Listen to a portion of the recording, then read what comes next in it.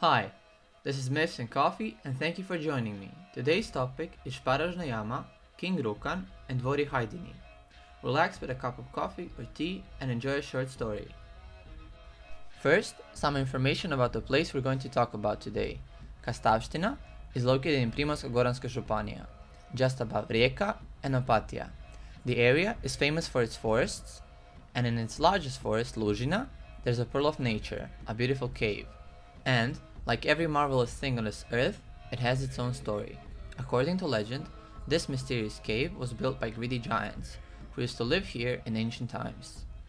Šparožna Jama is the largest cave in Kastavština. It is more than 540 meters long and it's 101 meters deep, and it's categorized as a large speleological object.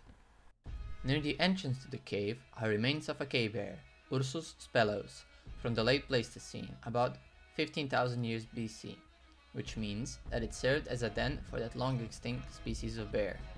Fun fact, members of the Rijeka Mountaineering Club explored the Šparožna Jama in 1886, so already during the Austro-Hungarian monarchy, the cave was open for tourist visits, making it one of the first arranged caved objects of its kind in this area. Once upon a time, so long ago that it wasn't even recorded in the books, in the middle of Kastavština, in the forest Lužini, were placed the courts of Hajdini. Nothing was sacred to the arrogant Hajdi and their king Rukan. They cut wood from the woods as much as they wanted, piling them up against the walls, burning them to have lights at night, not caring for the forest creatures they had taken their homes from. The stones and thorns of the courtyard were black from the fires that often burned beneath the courts. The stones around the courtyard were constantly being built high. Their loud voices and heavy footsteps shook those remaining trees in fear of being cut down like others, and the birds squeezed side by side, forgetting their rhymes. Even the clear forest stream was not allowed to flow freely. With stones, they blocked the stream and forcibly dug a new one that led to their city. They wanted everything. They wanted to have everything, and they never had enough. Lužina was getting sadder, bare and quiet, as if spring had left her green soul forever, and the sun was barely shining, turning her face away from the sad scene. At the foot of forest Lužina, in stone houses separated by narrow paths, lived mostly Lužinjans. In the court of Rukan, 3 golden-eyed daughters complained to their father, "We're cold." The same was repeated by Striga, the evil witch, Rukan's advisor. Although there was a whole tree burning in a huge fireplace and it was summer, it was not enough. Considering that they saw their father as a king and master of everything, they persuaded him to take the sun so that he could then command it when it would rise and when it would fall. Rukan liked the idea and the thought of controlling the sun, and immediately ordered the courtyards to be built high, closer to the sun, and easier to catch. To this end, he ordered Šutan, his only son and future prince, to cut 100 oaks with his servants. Šutan didn't like the idea. He was worried about what would be left of the woods, but his father told him that he would not need firewood because the sun would heat him. At dawn, Jana Bršljančeva snuck away from the village towards the stream. Breathless but joyous, she sat by the stream, pulls out her most beautiful red dress and began to wash it. But at one point, she accidentally slipped and fell, and the red dress was pulled by the stream and taken quickly to the courts. At the same moment, Šutan left the courts. He disagreed with his father's idea of grabbing the sun and stripping the forest. He believed that such greed could do no good. He soon spotted something red in the stream and quickly stepped into the water with his horse and pulled out a girl's dress with a spear. The dress was too simple to belong to his sisters. He knew that his father had threatened the people of the village with death if they came to the creek, and that the one who dropped the dress could not be far away, so he rushed his horse and went to search for her. Jana ran towards the village as fast as she could, but was constantly slowed down. First, a pebble on the road, an asparagus bush, and a stump. Hearing the hooves of the horse approaching her, she realized that she would not be able to escape or hide. So, she stood proudly in the middle of the path. In a moment, Šutan appeared on his horse and paused, fascinated by Jana's simple beauty.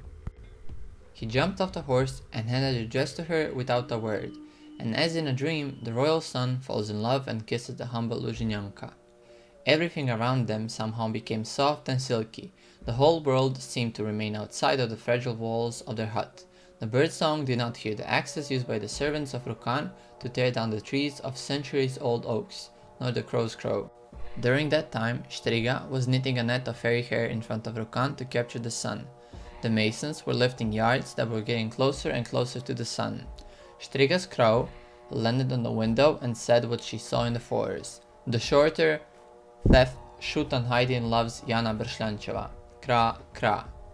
At those words, Rukan thundered so that the whole court shook. What? Whoever loves the liar is not Hajd. And whoever loves a peasant cannot be a prince, neither can my son. Throw both of you in jail. And thus, with no guilt and no condemnation, the two in love ended up in the deepest dungeons of Hajdin city. Sadly, no one cared. Everyone just thought of the golden sun they would catch at noon. At noon, when the sun was closest, Rukan sent Striga from the high walls of the court to throw the net over the sun. Rukan and the strongest Hajdi from the walls retrieved the net and dragged the sun hard, without relenting. For as long as it resisted, the sun dropped slightly and sank to the ground until complete darkness emerged. For a while, everything stopped in silence. Then a distant but growing noise came from the depths. The ground began to tremble, the earth cracked, and Hajdini Dvori fell into it. Water was accumulated from everywhere, bringing with them the evil and all the pride of Rukan, and all their greed. Some say that Šutan and Jana managed to save themselves, and that they lived happily below the village of Lužina, and that the whole town of Kastav came from them. And those who were in Šparožna Jama claim that its underground dark halls are nothing but Hajdini Dvori. Even today, they say, they can see the magnificent curtains of ceremonial halls, the dresses of vain daughters with shimmering crystals, and the stone net with which they wanted to capture the sun. At the very bottom of the cave, a stone pillar, like the silent Prince Šutan, is intertwined in ivy branches, as in the hands of the unmarried bride, Jana Bršljančeva.